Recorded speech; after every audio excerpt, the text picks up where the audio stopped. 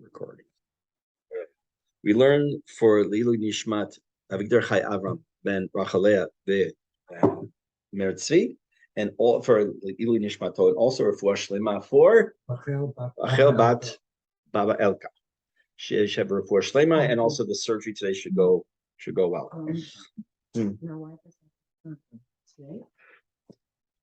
Yes, it should go well. Bezrat Hashem. No, that's okay. Thank you. I already had a lot. Yeah, thank you very much. Okay, I'll have more. Thank you. Okay.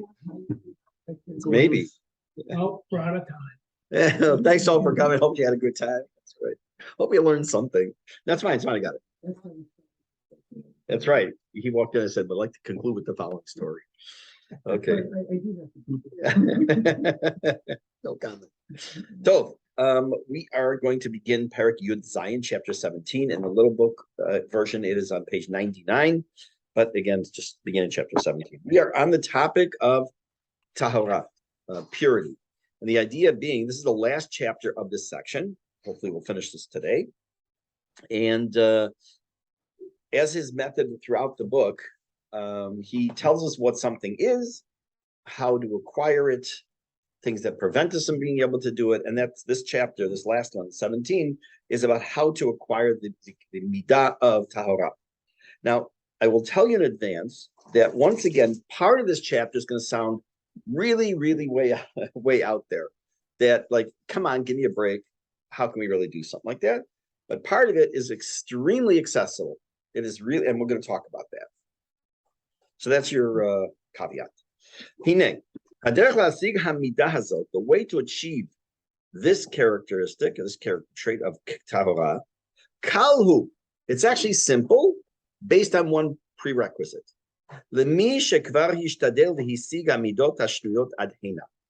you have been able to learn and incorporate into your life everything up till now, this is easy peasy, as the kids say.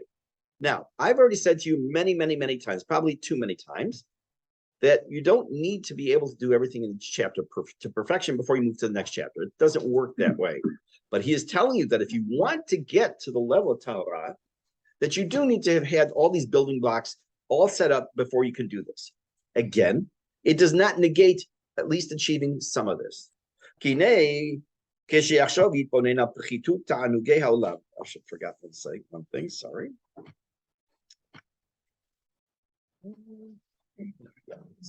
Okay. When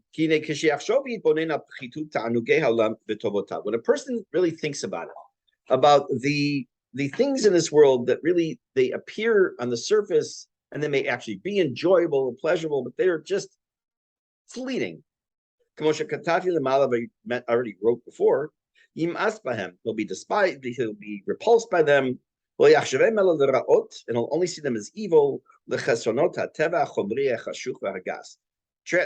free translation basically meaning, yeah, that steak looks really good, or that yogurt really looks great. It's hard to put that in the same sentence, sorry. It's mina katse la katse. But together would be a bigger problem, yes. It really looks great, no, but like we talked about, it's fleeting. How much time do you really, really enjoy that moment as it's going from your taste buds down through your throat? That's it. He said, when you think about that, that helps you get to that recognition that say, okay, I don't need it so much. Yes. Yes. Most people do. Yes. It's also anticipation, and for those of us who prepare food, it's also everything that goes with it. Correct. I agree with what you're saying 100%.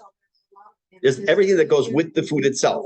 There's a lot that goes with the preparation that goes before, during, but not after necessarily. The after is usually they feel full. They may have had a good time with their friends. And who's challah? Yes. So you're right, but nevertheless, it's still relative to life fleeting. It's enjoyable. It's pleasurable. That's his point. What is not fleeting? Hashem, Torah, mitzvot. They're in netzach. They're eternal. So when a person does it, I'll give you an example. There's a kid in school yesterday. Not the let's say he's not necessarily going to be a Harvard graduate one day, and nor will he come out of Mir one day as a Rosh Yeshiva.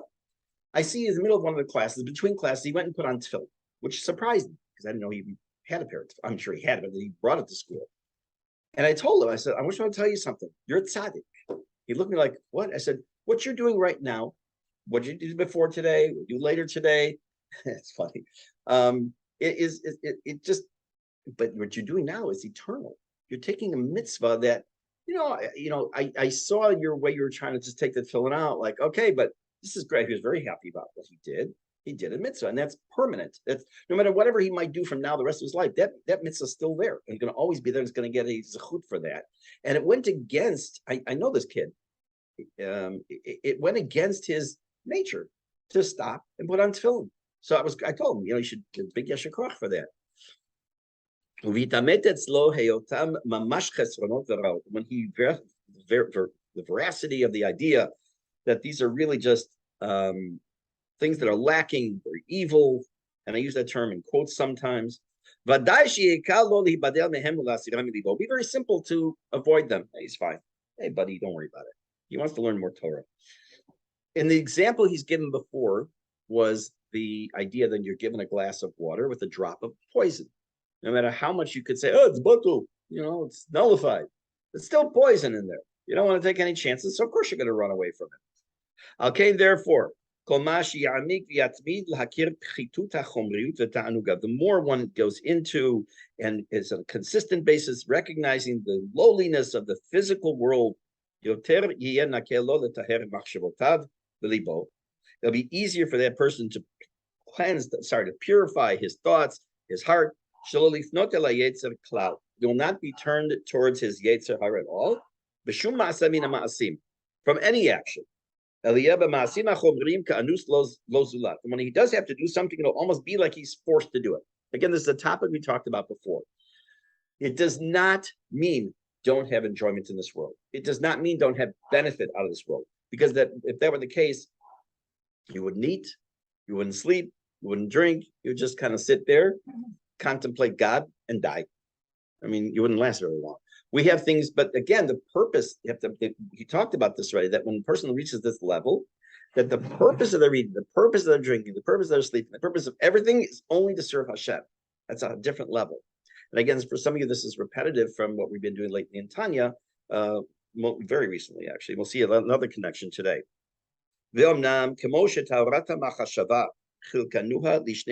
Just like I divided up already the idea of Torah in a person's thoughts into two different paths or two different ways. We have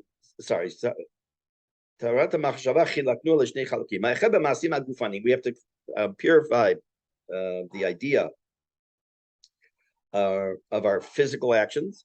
The other is in the way we serve Hashem. In other words, just like there are two different sections that we have to be careful about with Tahara, both in terms of our mind and in our action, so too, in order to acquire those two things, they have different approaches. What does that mean?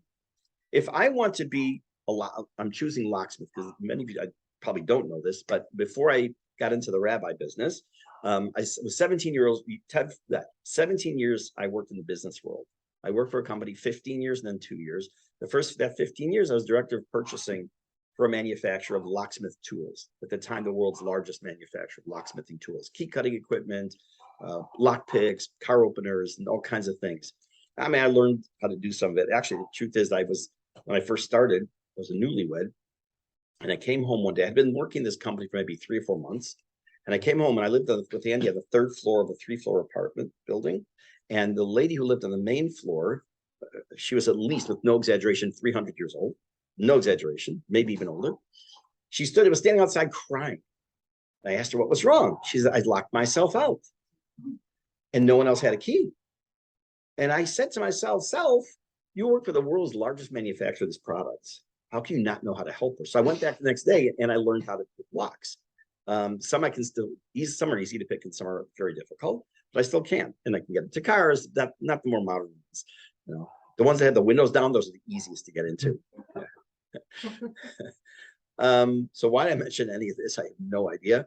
Isn't the locksmith? Oh, so I was choosing the topic of locksmith. If I want to be a locksmith, what do I do? Do I need to sit down and learn math and sciences and astrology and what do you do? That's not going to help you. You have to learn about how a lock works. What's that? A liberal arts degree at Northeastern Illinois University. That's where I got mine. So it's not going to do you any good. You want to learn? First, you should apprentice. You should learn how to use equipment. Yes, ma'am. You shouldn't learn sciences and math and all that in order to become a good locksmith. I think that a well-rounded. I didn't say well-rounded person. I said to be a locksmith. Let's hope that each locksmith is a well-rounded. You and I are talking two different languages right now. You and I are talking two totally different languages. Let me explain. I'm focusing on a person's profession of actually doing an action. Okay. Okay. Not about if he beats his wife or he gives $1,000 to suck a week.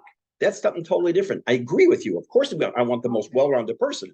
I'm talking about unifocused on action. So if I want to be a good locksmith, I can sit and shuckle in front of a Gemara all day long. Doesn't make me a better locksmith. Maybe make a better Jew, a better person. Doesn't make me a better locksmith. Correct? If I don't have the tools, the literal tools and the metaphoric tools. Right. Imagine I come to do the shiputzim at your place, right? And I have no background in shiputz. Would you want me to do it? Even though I might be a nice guy? No, that's my point.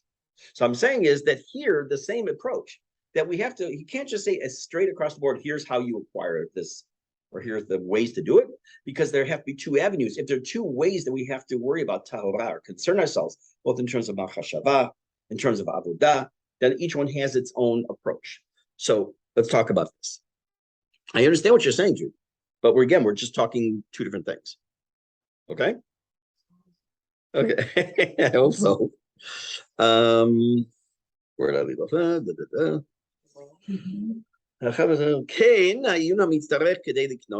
So too is the investigation in order to understand how to achieve or acquire these. They also breaks down into two categories.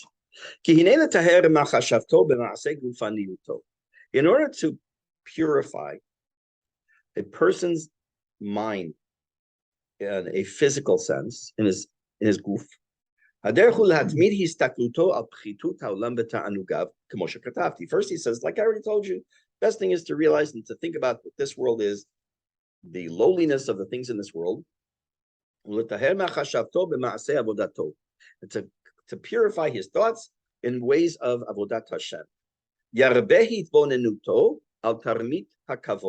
A person should really think about and contemplate is the right word, the illusory aspect of kavod. We talked about this a few times during the course of this book. One of the downfalls of people trying to better themselves in life is their desire for kavod, their need to be honored. Now, I'm not talking about ego. That's a different thing. Everyone has an ego. Everyone would like to be told, you look good or you did a good job. That's just part of who we are as human beings. Some people need it more than others, and some people seek it out. I told the story so many times about Shlishi getting called up to the Torah. Did I tell you the story? Yeah, you've heard it. You've heard it. I'll tell it quickly because I get a couple people who are like, I don't know what you're talking about. I was a kid, not even 10 years old, for sure not. I sat next to my dad in shul, and there was a guy who got called up every week, or whatever he got called up, he got Shlishi, because Shlishi and Shvi'i, or Shlishi and Shishi, depending on the Edah, are the more honorific aliyot. And he would always, when he got called up, because he felt himself be important enough that he made sure that he always got called up for Shlishi. And one week he got called up for Revi, for the fourth aliyah. And as he walks up, he says in Yiddish, "What bracha do you make on Revi?" Yeah, this guy, I actually did his funeral many years later. I didn't tell that story. It's a good thing. I considered it for a millisecond. I had it in my head. So there are people who need it. And by the way, if you're with somebody who's in a situation where their personality, not that they're seeking kavod, but it's helpful if they get a little stroke once in a while, get a little attaboy or yeshakoch, it doesn't hurt. It's nice. If you're with someone, that's what they can't win. Like, what do you think about that? okay, you can pour some water on that fire. It's okay. You don't need to encourage someone to be full of themselves. But that's when we think about when it comes to kavod, that's illusory. Zavav to run away from kavod. It says in Pirkei Avot, you know, kol haborech min hakavod. If you run away from kavod, kavod chases after you. You chase after kavod, then it runs away from you. I have to look into that because I never really fully understand that first one, which is if you run away from kavod, over your shoulder, right? Exactly, right. So if you're running away from kavod, why would you want kavod to? Why is that a reward? I don't know. Okay, I'm sure I know it's not the original question. And then yinakeh be'et avodato mipnot el hashvach el tehila asher yalu bnei adam tiyeh machshavto pona b'yichud el Adonenu. So that when you're davening, when you're doing a mitzvah, when you're doing an action that's to serve Hashem, you're not thinking about the other stuff, the things about this world, or the kavod you might get from this, or anything else. Rather, you're able to focus specifically in your thoughts on Hashem. Asher hu tihilatenu, He is our praise. Hu kol tuvenu, He's all of our goodness. Ushlemutenu ve'efes zulato, and there's nothing besides God. V'cheinu omer hu tihilatcha v'hu elokecha. Something just went into my head. Just a second. What was it? Shoot, I forgot. Hold on one second, because I think it was decent to say. Okay, it'll come to me. I don't know. It'll come to me. Now, that's not the easiest formula to follow. You can do some of this, but to really 100%, this is not talking about here and there. This means all the time.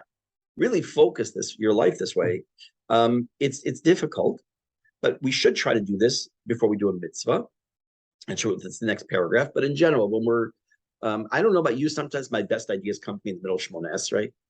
It's crazy. It's true, right? Sometimes you're in the middle of a conversation and you'll be talking to myself like, wait, what was I talking about? Like I just did not. I forgot my train of thought for a minute. That's normal. But when it happens in Shemona Esrei, and it does, and that's why the halacha explains what you're supposed to do. I'll find in a moment. It just shows that we're human beings. Our minds wander.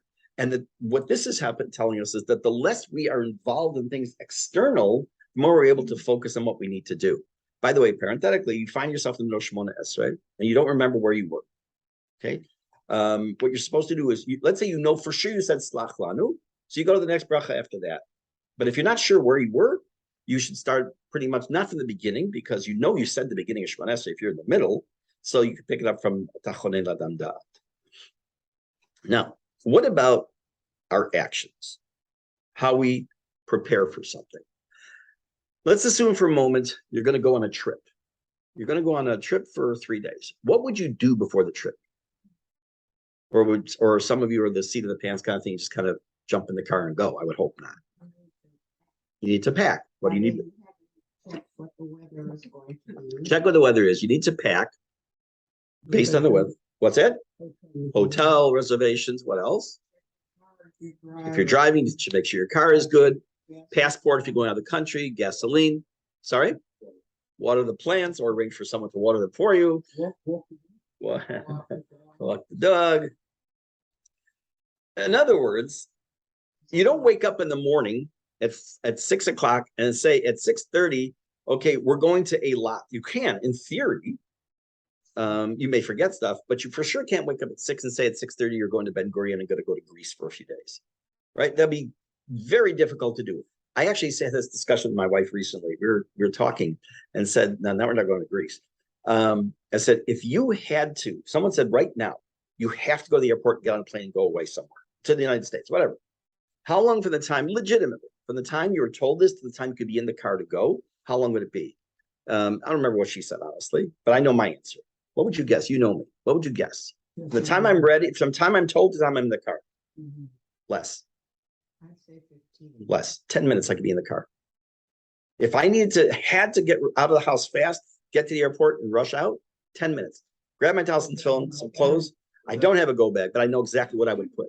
I've actually thought about it. Yes. You first. No, but I can do it 10 minutes, 10 to 15 minutes tops. I could be out of the door. Yeah, I'm very fast. Because I'm actually, yeah, now it's 15, and it's another few weeks. That's true. Very good math. But no, because I've actually thought about it.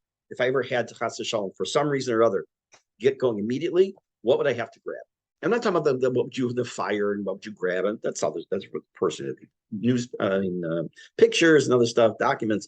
But as far as just having to get up, go, grab stuff, and get out, 10 minutes. Now if a person has to go to the hospital and they're expecting it like a baby, then they have usually a go bag of some sort, especially because of Shabbat issues. But if It's like yes, you're saying it's like chayalim who are get at Tzav Shmone. that's Hashmona, right? Yeah, it Right. happened to my husband during the Gulf War. Really? Yeah. And how long did it take him to get out of the house? Not very long, because you have a bag with your army stuff and Right. you put in some Right. odds and ends. It's there, right? That's why it's called a go bag. Aaron took 5 minutes. Aaron took 5 minutes to get out to go to the hospital. Wow. No. During the war. Wow. Yeah, it is. But at the same time, it's a concept of preparedness. The idea of thinking ahead. Some of you know I tend to be maybe a long-term planner. I like to plan long-term. And like you said about cooking and baking and stuff like that, for me, part of the joy of teaching is the preparation. I love the preparation, finding things I didn't know before and adding to it. And that's the best part. And in teaching, the research, I've always loved research, always. Even when it was with the Reader's Guide to Periodical Literature, which I think almost all of you would know what that is, the green stuff, green books, before there was the internet. That was the original Google. So yeah, I've always liked research. Now, why am I mentioning all this? The concept of preparedness. So let's forget what I've seen. This is not about me. We have all seen how people, ourselves included, approach a mitzvah, depending on what that mitzvah is. Think about when you come to light your Hanukkah candles for the first time, the first night, or in a few days, we're going to hear the shofar for the first time for the mitzvah. Now it's only custom. It's going to be the mitzvah coming up on Monday, Bezrat Hashem. Or the first time you're going to sit in the sukkah, or anything you can do that you do only infrequently. It's exciting, it's new, it's fresh. You get to the eighth night of Hanukkah, it's maybe not as exciting as the first night. And the second day you hear the shofar, it's not necessarily the same excitement as the first day. It depends on your personality. But what about those things we do all the time? Brachot, tefillin, Shabbat candles, hafashat challah, mezuzah. Well, it's not all the time, but it's frequent. All these things. So do we have the same passion? The answer generally is no. Because again, we're creatures of habit. And that's part of what he's going to tell us now. Take a look at the next paragraph. One of those things that help you prepare or get you to direct you to come to this level of Torah is your preparation for the work or service of Hashem and mitzvot. By the way, just as a parenthetical statement again, the word hazmana, the shoresh zayin mem nun, is the shoresh of the root of dozens of different words that have so much to do with, obviously with time, because that's what it means, but you start thinking about it, even mizuman, wise cash mizuman was after time, mizman, and hazmana, all kinds of fun stuff. And I usually use that when I'm trying to teach a student about what a shoresh does. What's that? Time is money. Yeah, very good. Very good. Zamin, available. Zamin, right, being available because you're available now. Excellent. Where was I? V'hainu, shelo yikanes b'kiyum hamitzvah befeta pitom. A person should not suddenly do a mitzvah. It means shouldn't enter the mitzvah suddenly. Here's a good trivia question. Where does he bring this expression befeta pitom from? Which literally means just like suddenly. Any guesses? It's an expression used. It's from the Torah. So when a person is a nazir, one of the things they're not allowed to do is to come in contact with the dead body. So it says if someone dies befeta pitom suddenly in front of him or where he is, then he has to start his nazirut again. So that's where it comes from. Shein dato adayin miyushevet alav. He shouldn't suddenly start a mitzvah. He hasn't really had the time to contemplate the doing of the mitzvah. Bicholin lihitbonein b'mashu oseh ela yazmin atzmo Now, lahazmin means to order, like order food, right? Also means other things. He should prepare. He should prepare himself ledavar. He should very calmly prepare himself for the mitzvah. Till he gets to the point of contemplation. Two things to consider. What is it he's going to do? And before whom he's going to do it. Both of these steps change your approach to the mitzvah. I've mentioned before, and he sort of will mention it in a roundabout way, that many people have a custom. It's in a few places in an Ashkenazi Siddur, but it's all over the place in the Sephardi Siddur. The idea of, by Ashkenazim, this expression, I prepare myself to do the mitzvah. By Sfaradim, it's a longer statement, which starts with L'Shem Yichud Kucha Brichu, which we're going to see in Tanya next time at the end of October. Bezrat Hashem, next class. That how we not only say we're going to do here, I'm coming to do the mitzvah, but also to try to connect the upper world into this world. It brings it to a higher level of spirituality. People say it before tefillin, before talit. Again, not everyone. People do. Even before lighting Shabbat candles, even before just going to do even before you give tzedakah, think about that for a moment. Just like, what are you doing? Why are you doing it? For whom you do it? Now, if the person's dying of hunger, say, and he goes to the mikvah, he puts on his gartel, or something. By that point, the guy died. Hey, here's your crumb of bread, right? That can be problematic. That's why, by the way, you don't make, one of the reasons you don't make a bracha on certain mitzvot, like tzedakah, there's no bracha for it. Because first of all, there's no time, it could be any time, but that's not the reason. It's also because it would prevent you from moving ahead doing it, like sometimes it's immediately necessary. So there are all kinds of other reasons. There are other things you don't make brachot on. Why don't we make a bracha? Famous question: why don't we make a bracha on Haggadah on the night of Pesach? It's a mitzvah, right? It's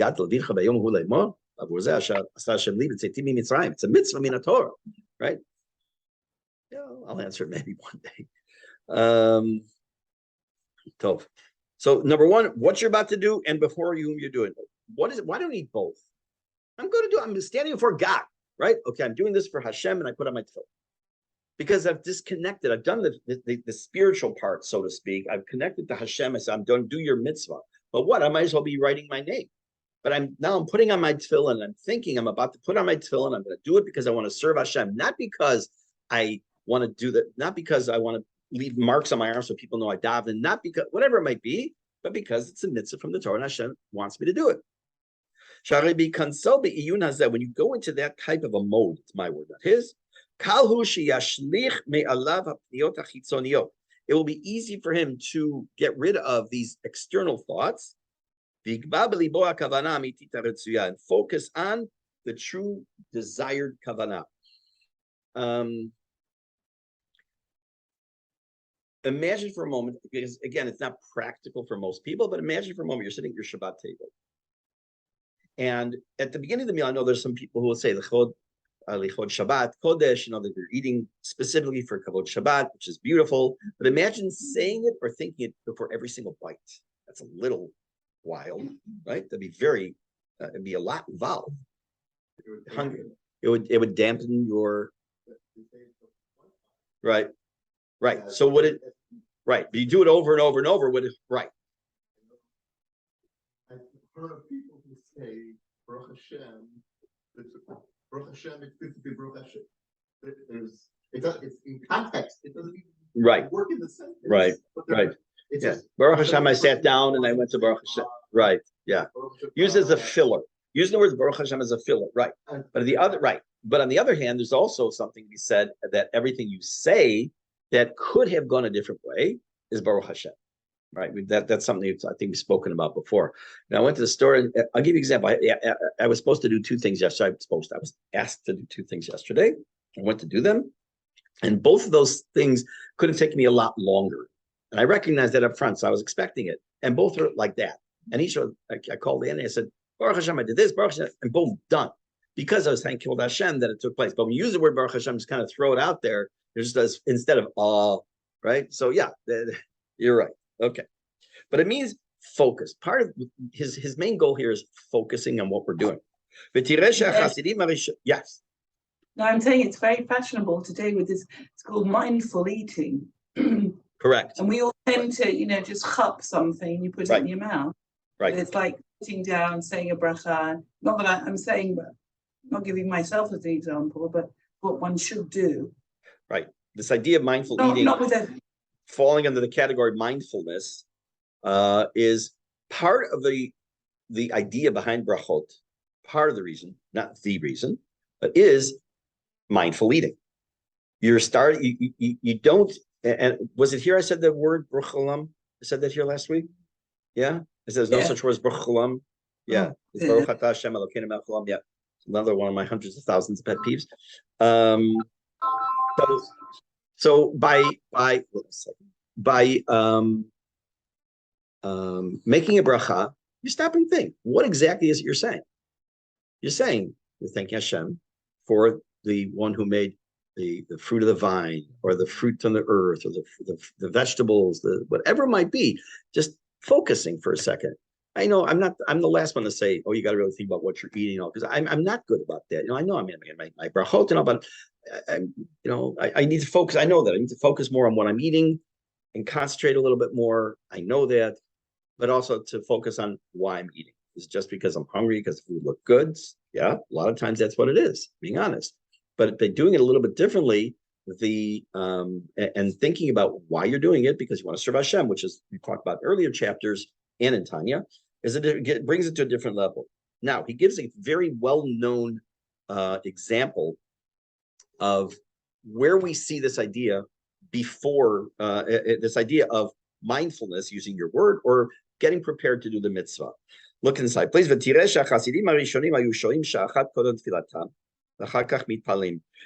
Hasidim Arishonim literally means the first pious ones. It's an expression used by people who came many generations before us. What would they do? They would come an hour before davening, and then they would daven. Why? In order to think and contemplate and connect to Hashem before davening. They weren't sitting there an hour before davening playing on their phones, right? Or reading the Wall Street Journal, or whatever it might be, or doing the crossword puzzle. They're thinking about the davening they're about to do, the prayers they're about to do. This goes back to what we talked about before, the concept of hitbodedut. The idea partially behind that is focusing on what you're here for, what you're doing, and before whom you stand. And he pushes away the foreign thoughts from his mind. And in place of that, he fills himself in, so to speak, with the awe and fear and love that's necessary to stand before God. And the Omer, it says in Yov, if you have prepared your heart, then spread your hands before him. Meaning that when you're ready, the concept of Prisat Yad, the idea of spreading your hands before Hashem, is a concept of prayer, a tefillah. In order to do that, hachinota, you have to be prepared. Right? So just as a halachic statement, whether you are Sfaradi or Ashkenazi, this next statement is the same for everybody. When you say Ashrei Yoshvei Veitecha, if you get to the pasuk, and you didn't think about that while you're saying it, just became part of, you fly through it, you should go back to that pasuk and finish Ashrei again. Because it almost doesn't, Ki'ilu doesn't count as if you said it.